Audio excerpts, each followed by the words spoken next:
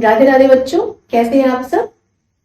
तो आज का जो हमारा टॉपिक है वो है ब्रिटिश क्राउन या क्राउन रूल।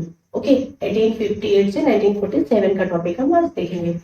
इससे पहले का जो हमारा टॉपिक था, जो हमने पढ़ा था, वो पढ़ा था हमने कंपनी रूल के बारे में। ठीक है, हमारा चैप्टर कौन सा था? चैप्टर था हमारा भारतीय संविधान, भारत का संवैधानिक विकास या कॉन्स्टिट्यूशनल डेवलपमेंट ऑफ इंडिया। ठीक है, उसमें हमने दो चीजें देखी थी कि ये दो टाइप से हुआ, पहला कंपनी रूल के थ्रू और दूसरा था हमारा क्राउन रूल के थ्रू। 1773 से 1857 तक कंपनी रूल रहा, 1858 से 1947 तक क्राउन रूल रहा या ब्रिटिशर्स ने डायरेक्ट रूल किया यहाँ पे।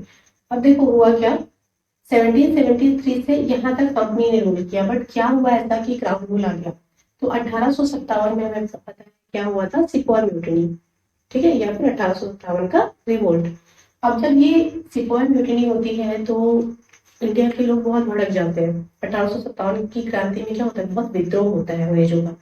तो अंग्रेज ना डर जाते हैं। ये बिल्कुल वैसे है जैसे अभी नेता क्या करते हैं, जैसे मान लो कांग्रेस है, ठीक है, और राहुल गांधी कुछ गड़बड़ करते हैं तो सोनिया गांधी आके क्या बोलेंगी, अच्छा अच्छा बच्चा है, छोड़ो, इसकी काम करते हैं, इसकी मत सुनो, हम सब ठीक कर देंगे। सोनिया गांधी यही बोलेंगी ना।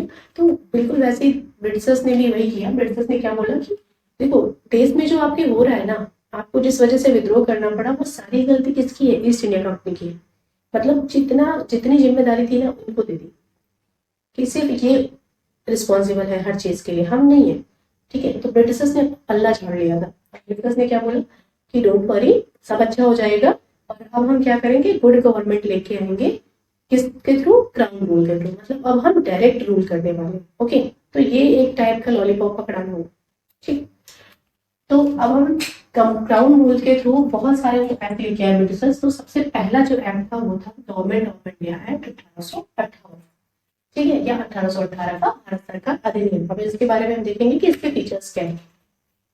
तो सबसे पहला तो ये प्रॉमिस करते हैं कि ये एक्ट है किस गुड गवर्नमेंट के लिए। ठीक है, तो act for the good government कौन सा है? Government of India act 1858। दूसरा यहाँ पे चीज क्या करते हैं, ये आते ही ईस्ट इंडिया कंपनी को अबॉलिश करते हैं। क्यों? क्योंकि अब डायरेक्ट रूल करने वाले हैं ब्रिटिशर्स, तो यहाँ पे कंपनी का कोई मतलब नहीं रह गया। तो कंपनी को क्या बोलते हैं, देखो बहुत हो गया, बहुत ट्रेड कर लिया आपने, बहुत रूल कर लिया, अब जाओ वापस चलो। ठीक है, तो ईस्ट इंडिया कंपनी को अबॉलिश कर दिया जाता है, खत्म उसका काम। लेकिन यहाँ पे जो चीज होती है, हमें पता है कि पिट्स इंडिया एक्ट में क्या हुआ था, डबल गवर्नमेंट लाई गई थी। अब डबल गवर्नमेंट क्या थी? पिट्स इंडिया एक्ट में दो फंक्शंस थे कंपनी के, पहला कॉमर्शियल और दूसरा पॉलिटिकल। ठीक है, अब कॉमर्शियल फंक्शन के लिए हम लेके आए थे बोर्ड ऑफ डायरेक्टर्स, और पॉलिटिकल फंक्शंस के लिए बोर्ड ऑफ कंट्रोल। तो ये दो चीजें थी, इसको हमने बोला था डबल गवर्नमेंट। अब जो सिंपल सी बात है, अगर अब ईस्ट इंडिया कंपनी का ही कोई काम नहीं रह गया तो डबल गवर्नमेंट काम क्या करेंगे? तो इसका भी काम खत्म। ठीक है, तो ये दो चीजें हुई, ईस्ट इंडिया कंपनी को अबॉलिश किया, डबल गवर्नमेंट को खत्म कर दिया। ठीक है, थर्ड इन्होंने जो किया था, अब सिंपल सी बात है, ईस्ट इंडिया कंपनी यहाँ पे पहले थी, और ईस्ट इंडिया कंपनी के टाइम पे यहाँ पे पोस्ट कौन से चल रही थी? Governor general of India. अब जो चेंजेस करना है, ईस्ट इंडिया कंपनी को हम हटा रहे हैं, तो जनता को दिखाने के लिए कुछ तो करना पड़ेगा ना। तो हम क्या कर रहे हैं, गवर्नर जनरल ऑफ इंडिया की पोस्ट को हमने बदल के क्या कर दिया, वायसरॉय की पोस्ट लेके आ गए। ठीक है, तो गवर्नर जनरल ऑफ इंडिया से वायसरॉय पे हम आ गए, और पहला वायसरॉय, जो फर्स्ट वायसरॉय हमने बनाया, वो किसको बनाया? Lord Canning. Lord Canning.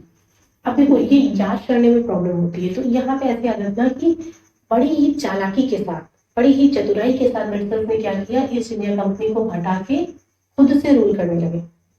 ठीक है, तो और गवर्नर जनरल ऑफ इंडिया से हटा के वायसरॉय बना दिया, और बहुत ही चालाकी के साथ ये किया। और कनिंग होना, कनिंग होना मतलब चतुर होना बोलते हैं। ठीक है, तो कनिंग मतलब चतुर, तो कनिंग कैनिंग याद रखना, लॉर्ड कैनिंग। ओके, अब नेक्स्ट जो इन्होंने किया था वो था, पहला तो इन्होंने वायसरॉय बनाया। अब वायसरॉय के अंडर में ना एक सेक्रेटरी ऑफ स्टेट की पोस्ट बना दी। ठीक है, अब ये बिल्कुल वैसे ही जैसे अभी पीएम होते हैं, उनके जस्ट नीचे चीफ सेक्रेटरी होते हैं। चीफ सेक्रेटरी जो वो सीनियर ऑफिसर होता है, आईएएस ऑफिसर होता है। ठीक है, तो वैसे ही वायसरॉय के अंडर में सेक्रेटरी ऑफ स्टेट बना दिया एक पोस्ट। और ये बंदा जो था ना, वो ब्रिटेन की कैबिनेट का एक बंदा होता था, जो इन पे नजर रखेगा और हर बात का ध्यान रखेगा कि कहाँ क्या होना है और क्या हो रहा है यहाँ पे, तो सारी बातें ब्रिटेन तक पहुंचेगी। ठीक है। अब सिंपल सी बात है, एक आईएएस ऑफिसर तो नहीं काम चलाएगा ना, एक उससे तो काम नहीं चलेगा, तो उसके अंडर में भी 15 लोगों की काउंसिल थी। ठीक है। अब वो काउंसिल, ये 15 लोग की जो काउंसिल है, इसके हेड कौन है? Secretary of state. और ये पूरा एक सिस्टम बन गया। ठीक है। यहाँ पे सेक्रेटरी ऑफ स्टेट बैठे हुए हैं और यहाँ पे 15 लोगों की काउंसिल है। अब ये सब मिल के क्या कर रहे हैं? इनको सजेशन देंगे। ठीक है, या इनके अंडर में सब काम करेंगे। ओके, तो ये चीजें यहाँ पे हो रही थी। ठीक है। तो हमने क्या देखा, 1858 का जो एक्ट था गवर्नमेंट ऑफ इंडिया एक्ट, उसमें सबसे पहले क्या उन्होंने ईस्ट इंडिया कंपनी को अबॉलिश किया, डबल गवर्नमेंट को खत्म कर दिया। थर्ड, इन्होंने क्या किया, गवर्नर जनरल ऑफ इंडिया की पोस्ट को बदल के वायसरॉय की पोस्ट बना दी। पहले वायसरॉय कौन थे? Lord Canning. सेकंड, नेक्स्ट इन्होंने क्या किया, सेक्रेटरी ऑफ स्टेट की पोस्ट बनाई, राज्य सचिव की पोस्ट बनाई। उसके अंदर इन्होंने 15 मेंबर की काउंसिल बना दी। ठीक है। जो क्या करते थे, सजेशन देते थे सेक्रेटरी ऑफ स्टेट, या फिर जो काउंसिल थी उसके हेड कौन थे? Secretary of state. ठीक है, चलिए, थैंक यू।